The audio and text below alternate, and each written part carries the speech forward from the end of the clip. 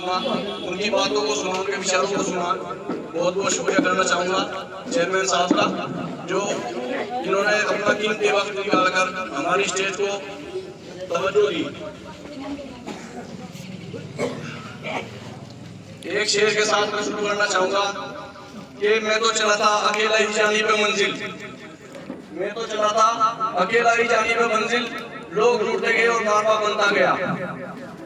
आज हमारे बीच में जितने भी साथी बैठे हैं, जिम्मेदार बैठे हैं, वो सब मेरे क्लोज तो थे, बाकी मेरे संगठन से बहुत दूर थे, लेकिन हमने अपनी आने वाली नस्लों की सोच को देखते हुए, सभी पार्टियों की सोच को देखते हुए हमने कदम उठाया और हमने शुरुआत की कि क्यों ना अपने समाज को जगाया जाए।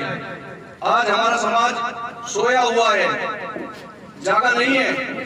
अगर जाग जाता तो अपने अधिकारों की लड़ाई लड़ने वाला बन जाता, लेकिन हमारा समाज सोया हुआ है, इसलिए इसको जगाना जरूरी है।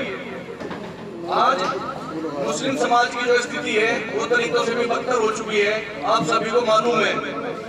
कहीं भी हम कहीं पर भी निकल जाते हैं तो हमारा कोई मान सम्मान नहीं है। कोई भी चाहता है हमारी मस्जिदों को मदरसों को तोड़ देता है। उसके लिए हमें जागरूक होना होगा सभी को, और ये जागरूक कब होंगे? जब हम घर घर जाके अपने समाज को जगाने का काम करेंगे। हमने संगठन की घोषणा की, घोषणा करने के बाद में हमने सोचा कि कुछ ऐसा किया जाए जो आज तक किसी भी पार्टी ने, किसी भी संगठन ने किसी के लिए नहीं किया। तो हमने सबसे पहले एजेंडे में अपने रखा कि हम अपने बच्चे, जो हमारे बच्चे हैं, आने वाली नस्लें हैं, उनको शिक्षित कैसे करें। गरीब मजदूर बेरोजगारों के बच्चे शिक्षा ग्रहण नहीं कर पाते, उन्हें शिक्षित किस तरीके से किया जाए, उनके लिए क्या ऐसा किया जाए कि वो आगे चलकर शिक्षित हो जाए। तो हमने अपने एजेंडा में सबसे पहले शिक्षा को वरीयता देते हुए सबसे पहले ये रखा है कि अगर हम, अल्लाह ने हमको मजबूत किया था बाद में, तो हम आने वाले वक्त में स्कूल कॉलेज खोलने का काम करेंगे अपने संगठन के द्वारा। दूसरा हम काम करेंगे जो हमारे भाई गरीब तबके से आते हैं और वो मजदूरी करते हैं और गरीबी के कारण उनका इलाज नहीं हो पाता, पैसे की कमी के कारण उनका इलाज नहीं हो पाता और वो मर जाते हैं, दुनिया से रुखसत हो जाते हैं। तो हम उनके लिए भी अस्पताल खोलने का काम करेंगे संगठन के द्वारा, आप सभी साथियों की मदद से। जो बहन बेटियां घर में बैठी हुई है, गरीब लोगों की, मजदूर लोगों की जिनकी शादियां नहीं हो पाती मजदूरी के कारण या पैसे की कमी के कारण, हम उन बहन बेटियों की भी शादी कराने का काम संगठन के द्वारा करेंगे। आप सब जो है कोई ना कोई किसी न किसी पार्टी से जुड़ा हुआ है, कोई कांग्रेस से जुड़ा हुआ है, कोई समाजवादी से जुड़ा हुआ है, कोई बसपा से जुड़ा हुआ है, लेकिन हम लोगों की जो धारणाएं हैं, जो सोच है, वो आज तक नहीं बदल पाई। जी, इनको बदलना हमें जरूरी है। जब तक हम गुलामी की जंजीरों को नहीं तोड़ के और अपने आने वाली नस्लों के बारे में नहीं सोचेंगे, तब तक हम लोग कामयाब नहीं हो सकते। इसका बेड़ा मैं अकेला नहीं उठा सकता, मैं इतना मजबूत नहीं हूं कि मैं अकेला उठा के इसे चल सकूं। आप सभी का सहयोग, सभी का साथ चाहिएगा मुझे, तभी जाके मैं अपने आप को मजबूत कर सकता हूं, आप लोगों को मजबूत कर सकता हूं। हमारे यहाँ पे पिछली बार भी सभा हुई थी, साहिब भाई को विधानसभा अध्यक्ष युवा वर्ग बनाया गया था, और आज भी हम आप ही के बीच में हैं, क्योंकि आज आसिफ भाई को विधानसभा अध्यक्ष नियुक्त किया जा रहा है। मैं एक शेर,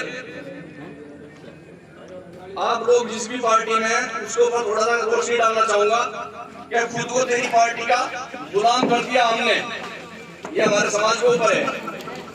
खुद को तेरी पार्टी का गुलाम कर दिया हमने, तेरी खातिर खुद ही को बदनाम कर लिया हमने। क्या सबूत है तुझको अपनी वफा का अब हम, क्या सबूत है तुझको अपनी वफा का अब हम, तेरे साथ चलकर अपनी कौम को बर्बाद कर लिया हमने। मेरा मकसद कोई ज्यादा बड़ा नहीं है, ना मैं कोई विधायक या एमपी बनने का इच्छुक हूँ। मैं सिर्फ ये चाहता हूँ कि मेरे समाज, आज जो मेरे मुस्लिम समाज के बच्चे हैं, जिन्हें देखकर आज हमारी आंखों में पानी भर जाता है कि वे शिक्षा नहीं ले पाते। अगर स्कूल में जाते हैं, सरकारी स्कूलों में जाते हैं, तो किसी के पास कपड़े नहीं है, तो किसी के पास जूते नहीं है। उनको देख के बड़ा दर्द होता है, दुखन होती है कि आज हमने अपने समाज को कहां से कहां पहुंचा दिया। 90% हमारा मुस्लिम समाज नौकरियों में था। जब देश आजाद हुआ 90% मुस्लिम समाज नौकरियों में था। और आज अगर आप अपने जिले में ढूंढेंगे तो 1% में मुस्लिम समाज आपको कहीं भी नौकरी पे नहीं मिलेगा। ये कमी किसकी है? ये खुद हमारी कमी है, क्योंकि हमने वोट तो दिया किसे? अखिलेश यादव को। जब वोट हम अखिलेश यादव को देंगे और वो सत्ता पे काबिल होंगे तो आपका काम नहीं करेंगे, वो अपने समाज का काम करेंगे। जी हमारा तो नहीं करेंगे, अपने समाज का काम करेंगे, अपने समाज को नौकरियां देंगे, वोट देंगे हम और मलाई खाएंगे यादव समाज। इसी तरीके से हमने बहुजन समाज पार्टी को मजबूत करने का काम किया, लेकिन उन्होंने भी क्या किया कि जब सत्ता पे काबिल हुई उसके बाद में उन्होंने अपने समाज को रियासत दी, ना कि मुस्लिम समाज को।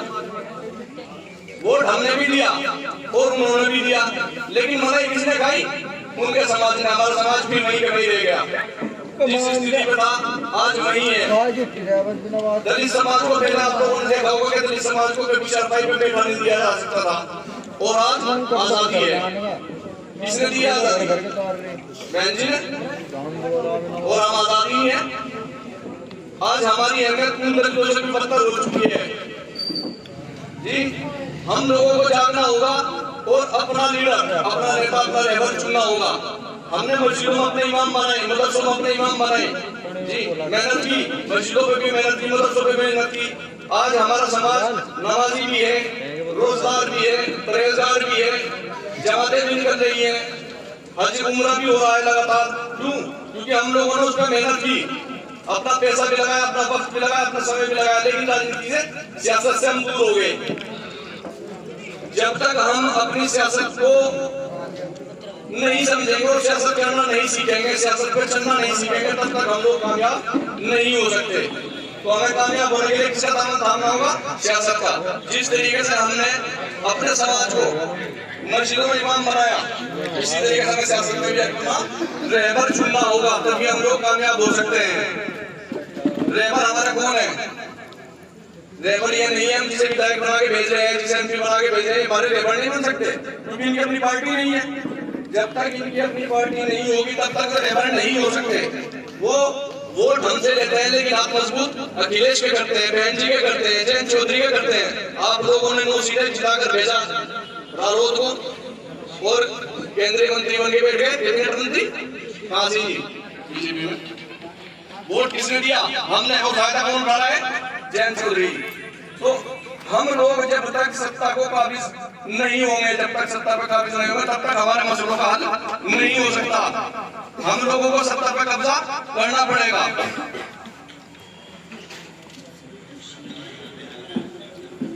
एक शेर हमारी कौम के लिए है, ये जिंदा है हम, जिंदा है हम मगर जिंदगी से दूर हैं। जी जिंदा है मगर जिंदगी से दूर है हम, आखिर क्यों इस कदर मजबूर हैं हम तो मजबूर हो रहे या कोई और मजबूर? सिर्फ हमारी कौम मजबूर है। जिंदा है मगर जिंदगी से दूर है हम, आखिर क्यों इस कदर मजबूर हैं हम। बिना गलती किए भी मिलती है सजा हमें, मिली ना सजा? बिना गलती किए मिलती है सजा हमें, किससे कहें जाकर कि बेकसूर हैं हम? किससे कहेंगे जाके? कोई हमारा है ही नहीं। तो हम लोगों को देखो एकजुट हो गए, अपने संगठन को मजबूत करना होगा। इंशाल्लाह हम आपकी लड़ाई लड़ने के लिए दिन रात एक कर देंगे, चाहे कुछ भी हो जाए।